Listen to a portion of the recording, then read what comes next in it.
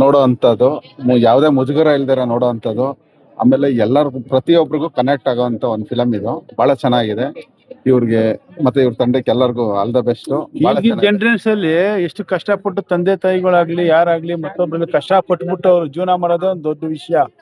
ಅಂತದ್ರಲ್ಲಿ ಇವಾಗ ಪಾಪ ಒಂದು ಕಾರ್ ಕೊಡ್ಸೋದು ಪಾಪ ಎಷ್ಟು ಕಷ್ಟ ಆಗುತ್ತೆ ಅಂತ ಯೋಚನೆ ಮಾಡ್ಬೇಕಾಗಿದೆ ಈ ಫಿಲಮ್. ಇಲ್ಲಿ ಕ್ಲಿಯರ್ ಆಗಿ ಹೇಳ್ಬೇಕಂದ್ರೆ ಈ ಫಿಲಮ್ ನೋಡಿದವರು ಗಂಡ ಹೆಂಡತಿ ಯಾವತ್ತೂ ಜಗಳ ಆಡಲ್ಲ. ಅಪ್ಪ ಮಕ್ಕಳಂತೂ ಯಾವತ್ತೂ ಜಗಳ ಆಡಲ್ಲ. ಆ ರೀತಿ ಇವತ್ತಿಗೆ ಈ ಕ್ಷಣಕ್ಕೆ ಈ ಜನರೇಷನ್ಗೆ ಬೇಕು ಇಂಥ ಫಿಲಮ್ಗಳು.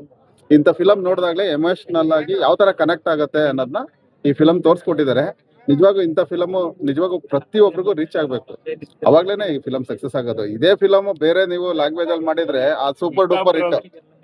ಬಟ್ ಇಲ್ಲಿ ಪ್ರಚಾರ ಸರಿಯಾಗಿ ಆಗ್ತಾ ಇಲ್ಲ ಅಷ್ಟೇ. ಕ್ಲಿಯರ್ ಆಗಿ ಇನ್ನೊಂದ್ಸತಿ ಹೇಳ್ತೀನಿ ಕೇಳ್ರೆ, ಇದೇನಾದ್ರು ಫಿಲಮ್ ನೋಡಿದ್ರೆ ಗಂಡ ಹೆಂಡತಿ ಜನ್ಮದಲ್ಲೂ ಅವರು ಜಗಳ ಆಡಲ್ಲ, ಕೊಡಿಸ್ತಾರೆ. All the best, ಒಳ್ಳೇದಾಗಿ.